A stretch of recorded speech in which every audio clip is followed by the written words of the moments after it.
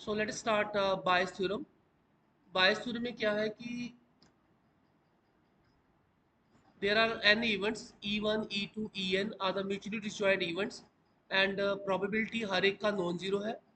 Then for any arbitrary event A, ठीक है, जो इन्हीं में से एक में से होगी ई आई में से, क्योंकि हमने बोला हुआ कि E I's are mutually exclusive and disjoint events.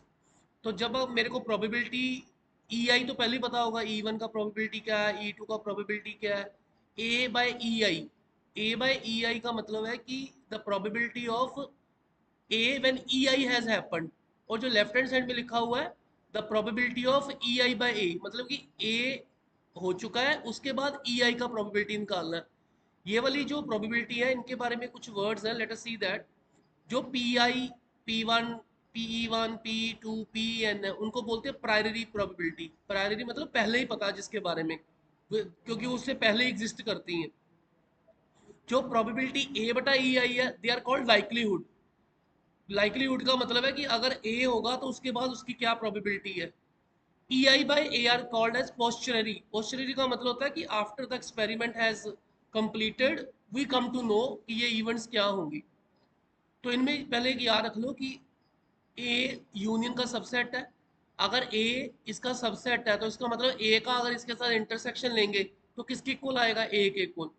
तो डिस्ट्रीब्यूटिव लॉ लगा दो, इंटरसेक्शन अंदर ले जाओ, ए intersection E I and union. क्योंकि ए इंटरसेक्शन ई आई सबसेट है और म्यूचुअली डिसजॉइंट है, और हमने एडिशन थ्योरम लगा दी प्रोबेबिलिटी की। उसका तीसरा रूल जो था कि जो प्रोबेबिलिटी अगर दोनों तरफ लगाओगे तो अगर E I one, E two, E three, E N अगर म्यूचुअली डिसजॉइंट है तो उसका ए के साथ इंटरसेक्शन लेने पे भी वो डिसजॉइंट ही रहेगा। इसका मतलब ए इंटरसेक्शन ई आई वो डिसजॉइंट है। अगर वो डिसजॉइंट है तो उनका यूनियन जो समेशन में चेंज होगा, ये दिमाग में रखना है कि अगर वो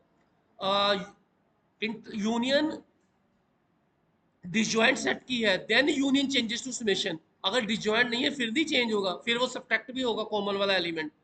तो probability of A is equal to probability of union, तो union changes to summation, probability of A intersection E I.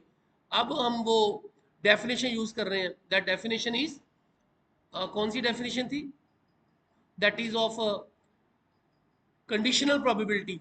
A intersection E I का मतलब है कि अगर पहले ई आई हो चुका है उसकी probability into probability of A when E I has happened, तो ए बाय ई आई। उल्टा भी कर सकता था मैं कि पहले अगर ए हो जाए तो उसका आंसर क्या आएगा, probability of A into probability of, yes, A नीचे आ जाएगा ई आई ऊपर चला जाएगा।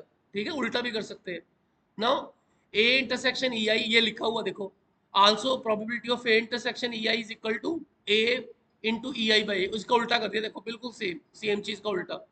अब ई आई बाई ए का फॉर्मूला क्या आएगा, ए हो चुका है वो नीचे, ऊपर आएगा कॉमन। उसके बाद ए इंटरसेक्शन ई आई का वैल्यू कौन सा पुट किया उसने, ये वाला ई आई इंटू ए बाई ई आई। नीचे ए का वैल्यू कितना आएगा, what is the value of probability of A, probability of A is this P E I over A by E I. यानी कि नीचे सम आएगा, ऊपर ए की इवेंट आएगी, ठीक है, ए इवेंट आएगी।